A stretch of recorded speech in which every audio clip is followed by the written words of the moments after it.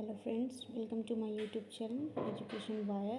तो मैं हाज़िर हूँ आज आपके साथ आपके लिए एक और नया टॉपिक लेकर के सीडीपी का, जिसका नाम है ECCE early childhood care and education. ये जो अभी NEP ने और उन्होंने नई चीज़ें स्टार्ट करी है, जो NEP में नई नई फॉर्मेट जो बन के आया है, कोई ECC है या कुछ और FLN है, बहुत सारी चीज़ें जिनसे क्वेश्चन आ रहे हैं। ठीक है, तो हम इन सब को डिस्कस कर लेते हैं। NEP 2020 मैंने लास्ट वीडियो में आपको पूरी तरह से क्लियर कर दी थी, होप आपको समझ में आ गई होगी। ठीक है, तो अभी हम आगे बढ़ते हैं और हम बात कर लेते हैं ECCE ये है क्या। ठीक है, इसके बारे में हम पढ़ लेते हैं। ECC की फुल फॉर्म है सबसे पहले early childhood care and education, प्रारंभिक बाल्यावस्था देखभाल शिक्षा। ठीक है, यानी कि प्रारंभिक बाल्यावस्था में जो बच्चे होते हैं ना, इसमें कौन सी एज ग्रुप के बच्चे शामिल होते हैं वो देखिए। अब इसके अंदर शामिल होते हैं 3 to 6 के शामिल होते हैं। ठीक है, 3 to 6 के शामिल होते हैं। पर यहाँ पे थोड़ी सी ना कन्फ्यूज़न आपको रहेगी, क्योंकि कोई बच्चे बोलते हैं कि इसमें 2 से 6 भी प्रारंभिक बाल्यावस्था में आता है, 3 से 8 भी आता है, 3 से 6 भी आता है, तो हम क्या करेक्ट करें। तो ध्यान से सुनिएगा यहाँ पे ये मेरी बात, कि जो NEP ने डिसाइड की है ECCE के लिए एज ग्रुप, वो है 3 to 6। ठीक है, वो 3 to 6 है। लेकिन अगर हम विकास की ओर से देखें, डेवलपमेंट की ओर से देखें, डेवलपमेंट के लिए प्रारंभिक बाल्यावस्था होती है 2 से 6। ठीक है, और यही अगर जब FLN वाली जो बात है, फाउंडेशन लिटरेसी न्यूमरेसी की जो बात आती है, तो उन्होंने एज का क्राइटेरिया दिया 3 से 8 साल का। ठीक है, तो यहाँ कंफ्यूज मत होना। अगर ECC के रिगार्डिंग आ जाता है तो 3 से 6 करेंगे हम। ठीक है, अगर बाय डेवलपमेंट पूछ ले कि विकास की दर से क्या एज क्या होनी चाहिए, तो 2 से 6 साल होनी चाहिए। ठीक है, और अगर FLN में पूछा जाए तो 3 से 8 साल की होनी चाहिए, यानी कि 3 से 6 साल तक जो है हमें ECCE कंप्लीट करना है। ECC अब ये है क्या, इसके अंदर कुछ नहीं, बस स्टार्टिंग में बच्चे की जो देखभाल करते हैं ना, उसके बारे में बताया गया है।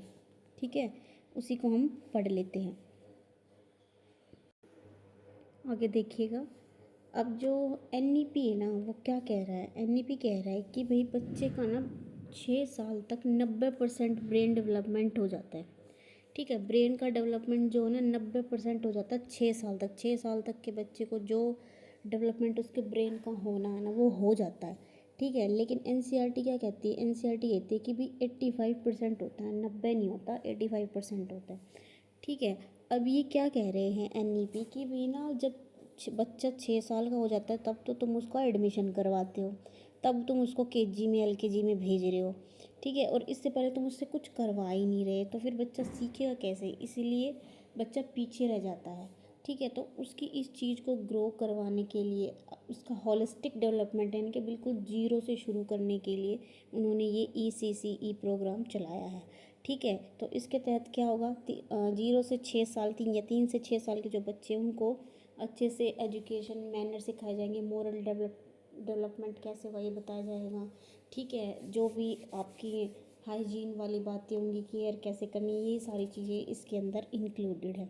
इतना कुछ खास तो नहीं है, बट इम्पोर्टेंट है, क्योंकि अभी अभी इन्होंने लागू किया है ये। ठीक है, इसके बाद देखिए, जो ये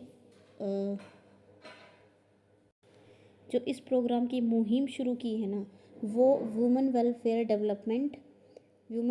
डेवलपमेंट और एजुकेशन मिनिस्ट्री ने किया। एजुकेशन मिनिस्ट्री और वुमेन वेलफेयर डेवलपमेंट ने मिल करके इस मुहिम को चलाया। तो जो NCERT ने क्या कहा कि एजुकेशन मिनिस्ट्री और वुमेन वेलफेयर है, इन दोनों ने मिल करके क्या किया है, इस ECCE की क्या की मुहिम चलाई थी, मुहिम शुरू करी थी। ठीक है, और लेकिन जो इसका पाठ्यक्रम है ना, यानी कि जो इसका करिकुलम, वो कौन तैयार करेगा, वो NCERT तैयार करेगी।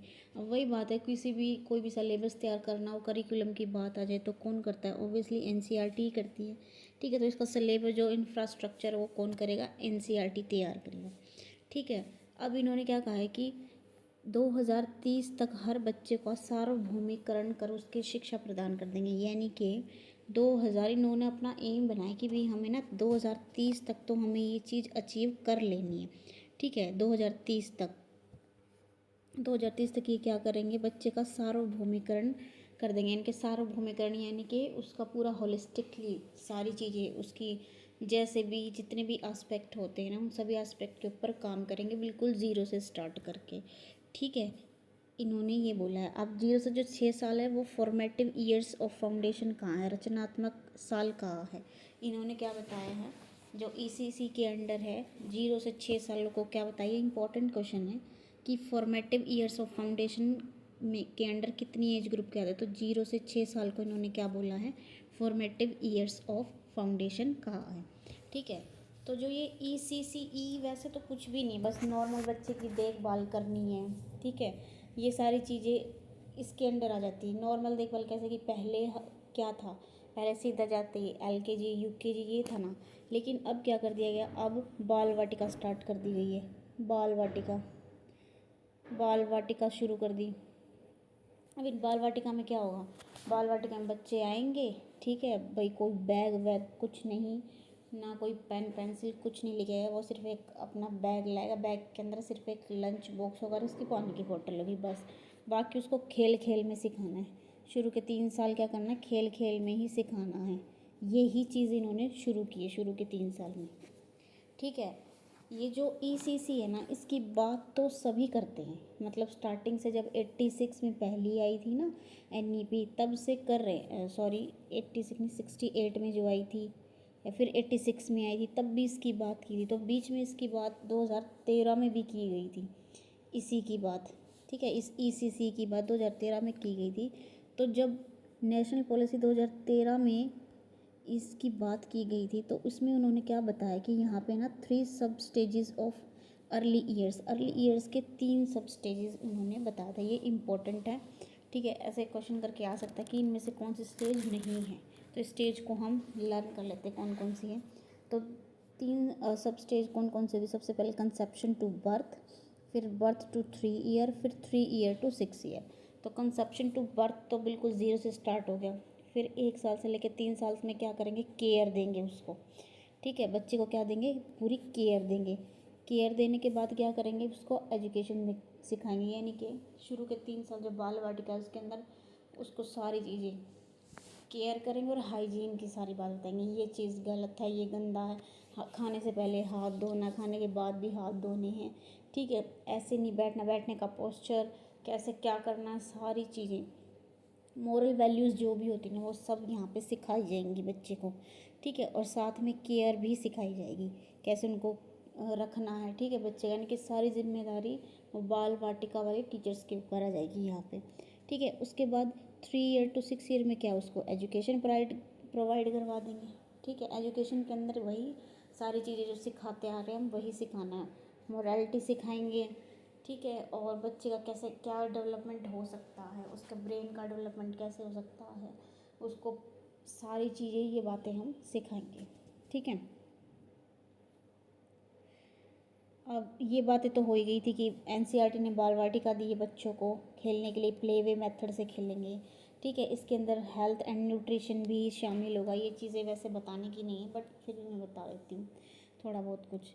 ठीक है, इसके बाद कुछ कंपोनेंट्स हैं इसके, वो हम देख लेते हैं ECC के कंपोनेंट्स क्या क्या है। ठीक है, इन कंपोनेंट्स को हम पढ़ लेते हैं एक बार। कंपोनेंट्स में क्या बताया गया है, जैसे कि फॉर एग्ज़ाम्पल हम कोई भी खाना बनाते हैं, ठीक है, उनमें क्या क्या इंग्रेडिएंट्स क्या क्या कंपोनेंट्स जाते हैं वो हमें मालूम होता है। ठीक है, उसी तरह इन्होंने ECC को बनाने के लिए कुछ कंपोनेंट्स दिए हैं कि भी ये कंपोनेंट उसके अंदर होनी चाहिए। सबसे पहला कंपोनेंट क्या है, हेल्थ न्यूट्रिशन एंड हाइजीन, यानी कि सबसे पहले उसकी हेल्थ का ध्यान रखेंगे। हेल्थ है तो वेल्थ है। ठीक है, सबसे पहले हेल्थ का बताएंगे, न्यूट्रिशन उसको प्रॉपर क्या खाना क्या नहीं खाना है। ठीक है, ये सारी चीज़ें उसको सिखानी है बच्चे को। हाइजीन, ऐसे ही गंदे हाथों से नहीं खाना है। ठीक है, या फिर खाना खाने के बाद ऐसे ही अपनी शर्ट पे हाथ पोंछ ली, ये सारी चीज़ें हाइजीन जितनी भी है वो सारी बातें हैं इसके अंदर सिखाई जाएंगी। ठीक है, इसके बाद जब हेल्थ न्यूट्रिशन और हाइजीन की बात कर लेंगे तो केयर और प्रोटेक्शन के बारे में बताएंगे हम कि कैसे क्या उसको प्रोटेक्शन का क्या मतलब है, केयर कैसे करनी है, कैसे क्या आगे बढ़ना है, ये सारी चीज़ें पढ़ाएंगे। उसके बाद क्या होगा, अर्ली स्टिमुलेशन होगा। अर्ली स्टिमुलेशन, उसको स्टिमुलेशन प्रोवाइड करवाएंगे। फॉर एग्जांपल स्टिमुलेशन तो सब में होता है, क्योंकि स्टिमुलेशन के लिए ही हम सारी चीज़ें कर रहे हैं।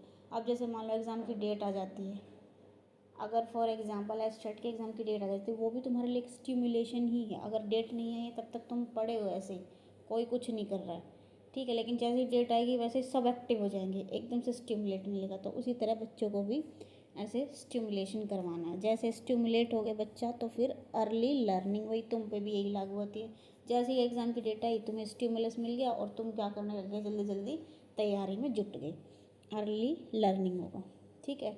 और जो अर्ली लर्निंग के लिए एज ग्रुप दी गई है वो 3 से 6 साल दी गई है, ठीक है। और इसके अंदर क्या है, कॉन्क्रीट एक्सपीरियंस करवाएंगे। यानी कि कॉन्क्रीट का क्या मतलब है, अब बच्चा है कितने साल का, छोटा ही बच्चा तो 3 साल का बच्चा जो होगा, 3 से 6 साल का बच्चा वो अमूर्त तरीके से सोच नहीं सकता, ठीक है।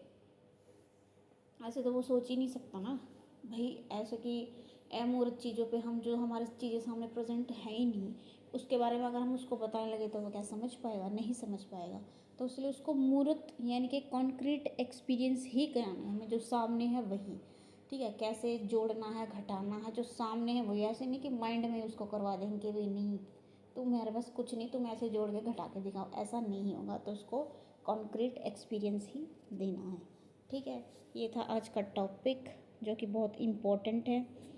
आई होप आपको कंटेंट मेरा बहुत पसंद आया होगा। तो वीडियो को लाइक शेयर एंड सब्सक्राइब कर दीजिए और मुझे कमेंट करके ज़रूर बताइए कि आपको मेरी वीडियो कैसी लगी। Thank you.